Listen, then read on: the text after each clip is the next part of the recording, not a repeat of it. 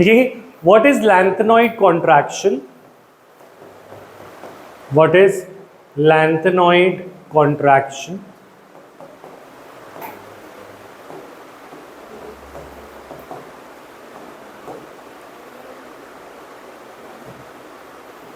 What is its cause?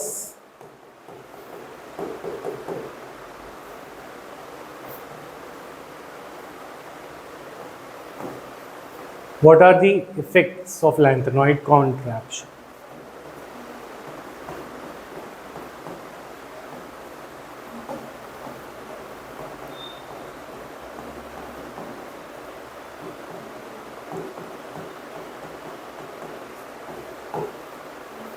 What is lantanoid contraction? What is its cause? And what are the effects of lantanoid contraction? ठीक है, lantanoid contraction is the, एक चीज पहले lantanoid contraction समझने से पहले तुम्हें रिवाइज करा दूं, ये है थोड़ा सा 11th की बात। 11th की बात है कि मैंने शायद अभी पहले भी बताई होगी कि ये हमारा इलेक्ट्रॉन है, इनर शेल इलेक्ट्रॉन, और ये हमारा है आउटर शेल इलेक्ट्रॉन। तो इनर शेल इलेक्ट्रॉन और आउटर शेल इलेक्ट्रॉन आपस में रिपल्शन करते हैं। क्या करते हैं? और इसको क्या बोलते हैं? शील्डिंग।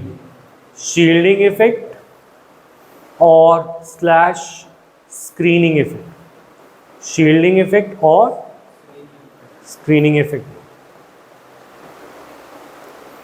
ठीक है, पर न्यूक्लियस और वैलेंस इलेक्ट्रॉन एक दूसरे को अट्रैक्ट करते हैं। इस इफेक्ट, इसको बोलते हैं न्यूक्लियर चार्ज। इसे क्या बोलते हैं? Nuclear charge. Nuclear charge is attraction. Nuclear charge क्या होती है? Attraction between nucleus and valence electron. Shielding effect is repulsion faced by the outer electron due to inner shell electron। लिखो, लिखते जाओ, कुछ है नहीं ज़्यादा समझने में। repulsion faced by outer electrons due to inner shell electrons।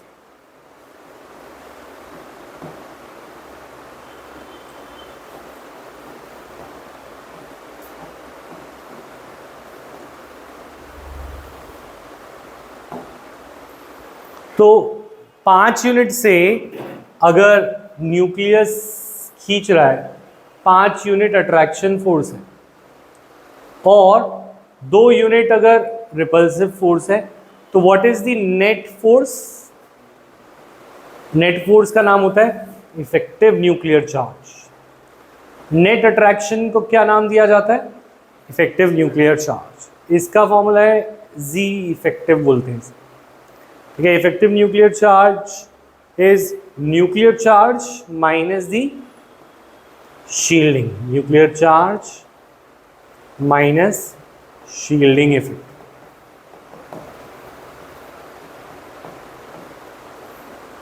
ठीक है, मतलब 5 यूनिट अगर अट्रैक्शन है और 2 यूनिट रिपल्शन है, तो नेट क्या आया?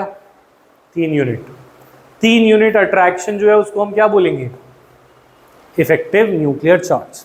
तो पहले ये क्वेश्चन समझने से पहले ये 3 चीजें समझनी जरूरी कि न्यूक्लियस इलेक्ट्रॉन को अट्रैक्ट करता है, उसको क्या बोलते हैं? हाँ, न्यूक्लियर चार्ज। एक इलेक्ट्रॉन दूसरे इलेक्ट्रॉन को रिपेल करता है, उसे क्या बोलते हैं? Shielding effect. और फाइनली जो बचता है उसे बोलते हैं effective nuclear charge. Effective nuclear charge होता है न्यूक्लियर चार्ज माइनस दी शील्डिंग इफेक्ट। ये वाली बात क्लियर है?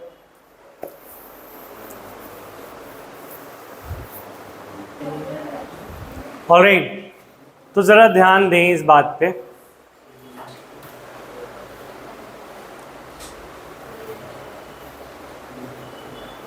तो ये सब चीजें तो ठीक है। शील्डिंग, रिपल्शन होता है अट्रैक्शन? रिपल्शन। रिपल्शन करने में कौन ज्यादा अच्छा है, कौन बुरा है? तो हमने ये देखा, तो जो बुरा है वो है F और D। सबसे ज़्यादा रिपल्शन करने में कौन अच्छे हैं? एस ऑर्बिटल सबसे अच्छा है, then P, then D, and सबसे पूरा एफ। हेलो, हाँ बोलो। तो what is the lanthanoid contraction and what is its cause में हम बात कर रहे थे। लैंथेनॉइड कॉन्ट्रैक्शन में शील्डिंग इफेक्ट जाना, तो shielding effect is repulsion, right, और शील्डिंग इफेक्ट सबसे ज्यादा होता है एस का, क्योंकि वो स्फेरिकल है, चारों तरफ से सिमेट्रिक है, चारों तरफ से क्या है, सिमेट्रिक।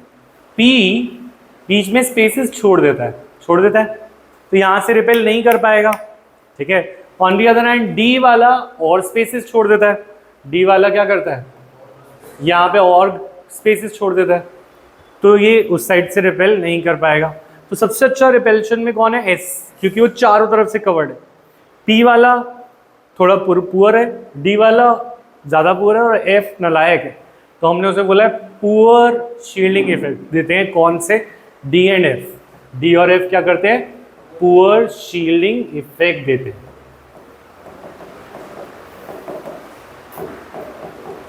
ठीक है, अगर ये शील्डिंग पुअर करेंगे तो अट्रैक्शन बढ़ेगी या कम होगी, लिखना भी है ऋतिक। हाँ, शील्डिंग अगर पुअर करेंगे तो ये अट्रैक्शन कम होगी या ज्यादा होगी, अट्रैक्शन ज्यादा होगी, बोलू। तो अट्रैक्शन ज्यादा होना माने जैसे ही एफ भरना शुरू होगा, अभी भरने का ऑर्डर क्या होता है, तुम्हें एक कॉन्फ़िगरेशन का एक और रूल समझाता हूं। जैसे नोबल गैस आता है यहाँ पे, ठीक है, आर्गन या आर्गन आएगा, जैसे उसके आगे 4s और 3d आता है, तो नोबल गैस के बाद आता है NS1 to 2, N-2 F आता है, फिर 1 to 14, फिर आता है N-1D 1 to 10, फिर आता है NP6। मतलब अगर किसी का कॉन्फ़िगरेशन करनी है तो यहाँ पे नोबल गैस आई, जैसे आई आर्गन, ठीक है, फिर आर्गन जो है थर्ड नोबल गैस है, 1 2 3, हीलियम, नियॉन, आर्गन। आर्गन के बाद चौथा शेल शुरू होगा, कौन सा शेल शुरू होगा, तो शेल नंबर हो गया 4, तो 4s में कितने आएंगे, 2। अब 4 - 2 करो, 2f होता है या नहीं होता, सेकेंड शेल में, सेकेंड गली में क्या फालतू घर होता है 7 नंबर वाला, नहीं, तो 2f होता ही नहीं। फिर आगे 3, अरे 4 - 3 में d होता है, थर्ड में d ऑर्बिटल मिलता है 3d, हाँ, तो 4s2 3d आ जाता है। समझ में आ रही है बात। तो इससे कॉन्फ़िगरेशन करी जा सकती है, अगर करना चाहो तो, नहीं करनी तो छोड़ दो, कोई फर्क नहीं पड़ता। बस मैं ये दिखाना चाह रहा हूँ, अगर मेरे को 4s के बाद क्या भरता है, 3d, 4s के बाद क्या भरता है, ठीक है। अगर मैं यहाँ पे 6s रखूँ, क्या रखूँ, तो 6 होगा helium, neon, argon, krypton, xenon. Xenon के बाद आएगा, किसके बाद आएगा, जेनॉन के बाद 6th वाला, तो 6s2 हो जाएगा, क्या हो जाएगा, 6s2 हो जाएगा। 6 - 2, 4f एग्जिस्ट करता है, फोर्थ में f होता है, तो अब इसके बाद क्या भरेगा, 4f में भरेंगे 14, फिर जाके 5d भरेगा, फिर जाके क्या भरेगा। तो द थिंग इज, अगर ये होता है helium, neon, argon, krypton, krypton के अंदर होता 5s और 4d, उसमें भी f नहीं आता। तो पॉइंट ये बताना चाह रहा हूँ, हाँ बोलो, कोई डाउट था किसी का, कॉन्फ़िगरेशन। मैं बस ये देखना चाह रहा था कि अगर मैं इसमें n को 6 डाल दूँ तो कैसे फिलिंग होती है। 6s के बाद 4f, फिर आएगा 5d। अच्छा, पर अगर मैं इनमें n में 4th शेल डालता हूँ, 4th शेल में 4s, फिर 3d आएगा, 5th में 5s और 4d आएगा, 5s 4d, पर f पहली बार कहाँ आ रहा है, 6th शेल में, किस में आ रहा है, और कौन से d के भरने से पहले आ रहा है, 3d, 4d या 5d, 5d के भरने से पहले 4s भरना चाहिए, 4f भरना चाहिए। तो ये एक चेंजिंग ट्रेंड है, नीचे वाले में f नहीं भरा हुआ, इनमें f फिल्ड है। ये वाली बात क्लियर है। तो जरा इसका हम क्या करते हैं, इसको हम अप्लाई करते हुए, इन चीज़ों को दिमाग में रखते हुए इस क्वेश्चन का आंसर करते हैं, ठीक है। तो हम बोलेंगे फिलिंग ऑफ लैंथेनॉइड कॉन्ट्रैक्शन क्या है, पहले उसकी डेफिनेशन लिखते हैं। Lanthanoid contraction is the regular decrease in the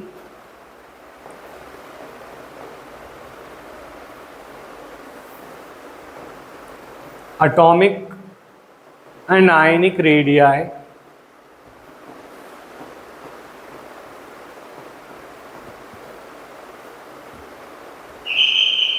due to filling of due to regular decrease in, बहुत लेट हो गया। Lengthened contraction is regular decrease in atomic and ionic radii due to filling of electrons in 4f orbital।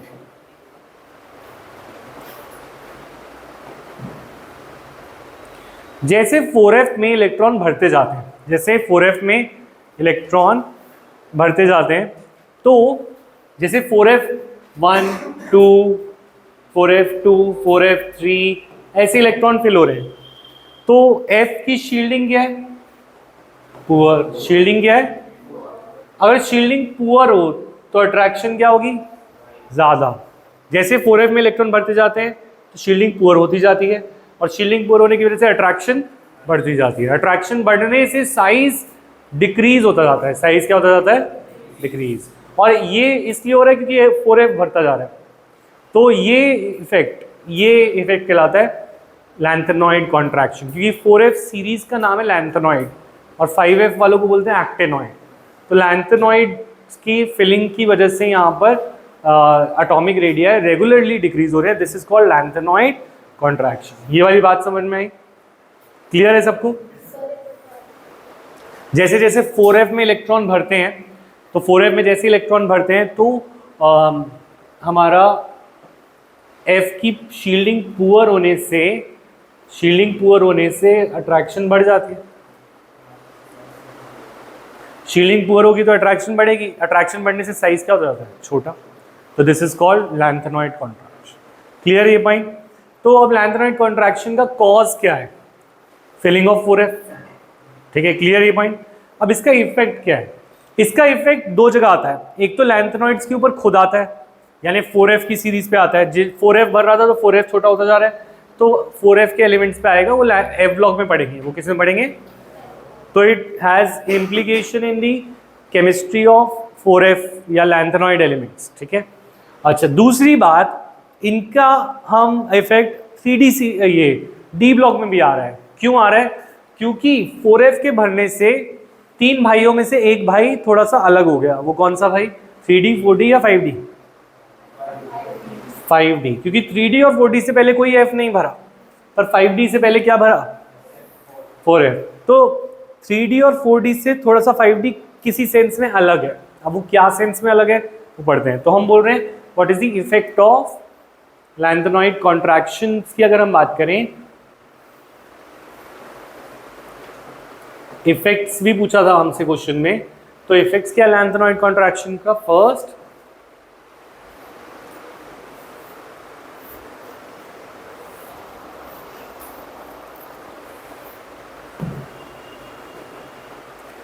Effect is it has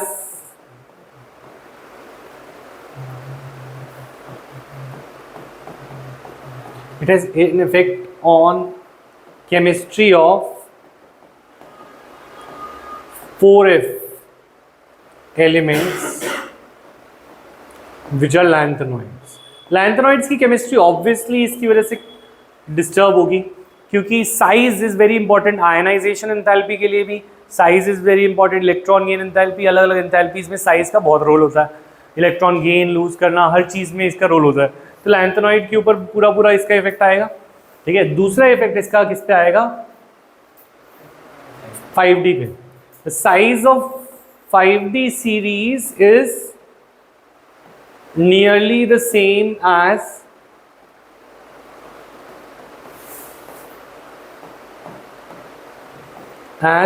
4D series.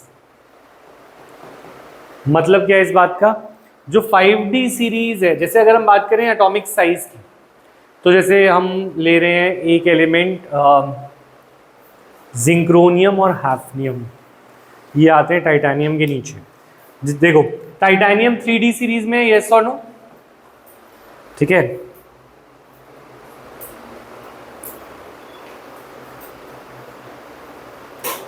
और इसी के नीचे आते हैं हमारे दो एलिमेंट्स, जिंक्रोनियम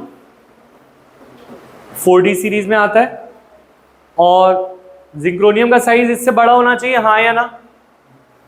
और तीसरा एलिमेंट इसी ग्रुप का है हैफनियम। हैफनियम का साइज इससे भी बड़ा होना चाहिए, डाउन द ग्रुप साइज बढ़ता है, शेल बढ़ते हैं, पर इसका साइज ऑलमोस्ट उसके बराबर या उससे छोटा ही है। तो डाउन द ग्रुप हमेशा साइज बढ़ता है, पर यहाँ पे down the group size decrease हो रहा है पहली बार। तो 4D और 5D का साइज ऑलमोस्ट सिमिलर है। क्यों सिमिलर है? क्योंकि 5D बढ़ने से पहले क्या बढ़ता है? 4f, और 4f पुअर शील्डिंग दिखाता है, और पुअर शील्डिंग की वजह से अट्रैक्शन बढ़ जाती है। तो शेल बढ़ने के बावजूद साइज ज़्यादा नहीं बढ़ता। क्लियर है ये पॉइंट? तो इसको हम वर्ड्स में और अच्छे से लिख सकते हैं, क्योंकि इसका एक सब क्वेश्चन ये भी आ सकता है, why is zirconium and hafnium similar in size. या इस क्वेश्चन में ये पूछा जा सकता है, why is 4D and 5D series similar in size. 4D और 5D का साइज सिमिलर क्यों है? ठीक है, तो जरा इसके ऊपर ध्यान देते हैं।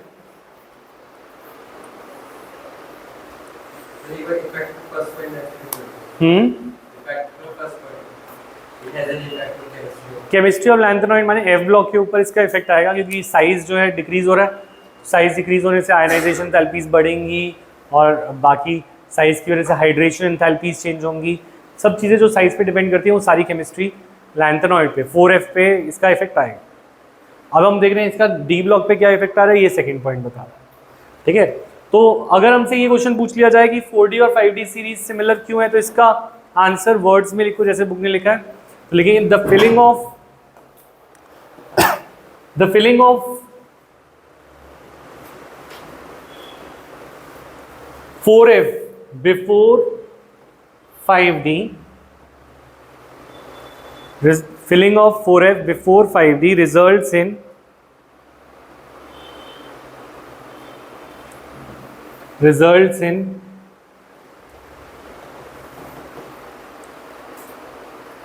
regular decrease of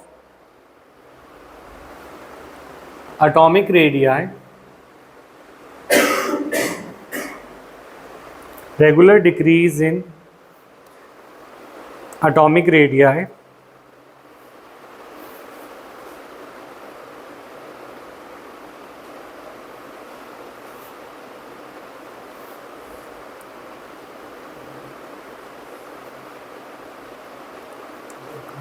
called lanthanoid contraction,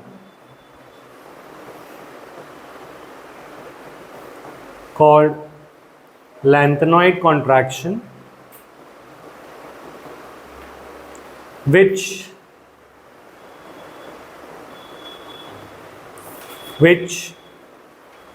essentially compensates for the expected increase, which essentially compensates for the expected increase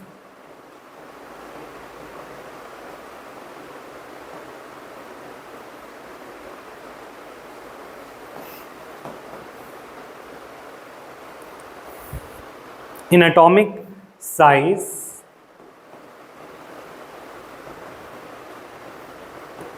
with increasing atomic number. Atomic size with increasing atomic number.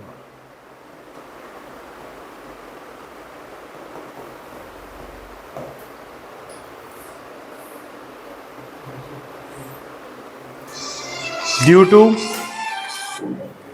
to this, the electrons, hello.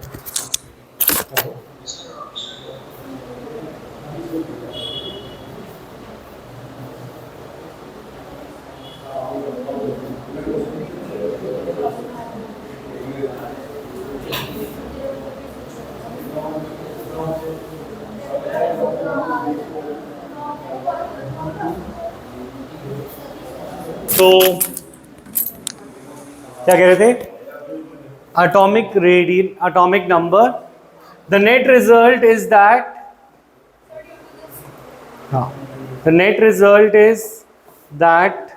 due to this, ये लिख लो, the net result is that due to this the size of 4D series is similar to 5D, 5D is similar to 4D.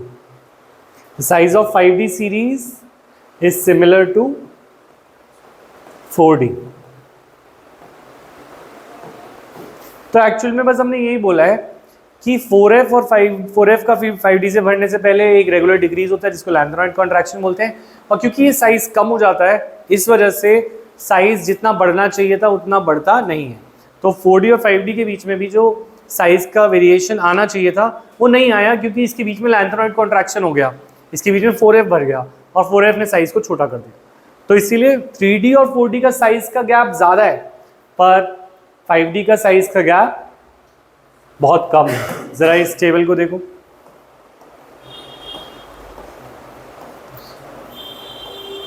ये ठीक है, ये देखो, ये है 3 series दिखा रखी है इस टेबल में।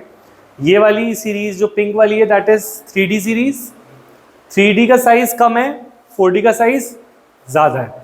तो रेड वाला है 4D और 5D और 4D का साइज ऑलमोस्ट सेम है। ठीक है, ये जल्दी से ये बना दो इसको रफ में, 3D 4D 5D ऐसे एक ग्राफ बना दो, क्योंकि ग्राफ बेस्ड क्वेश्चन आते हैं चाहे वो जेई हो, नीट हो या CUET। तो हमसे पूछ लिया जाए कौन सा एलिमेंट कौन सा है, कौन सी सीरीज कौन सी है, तो वो हम बता पाए।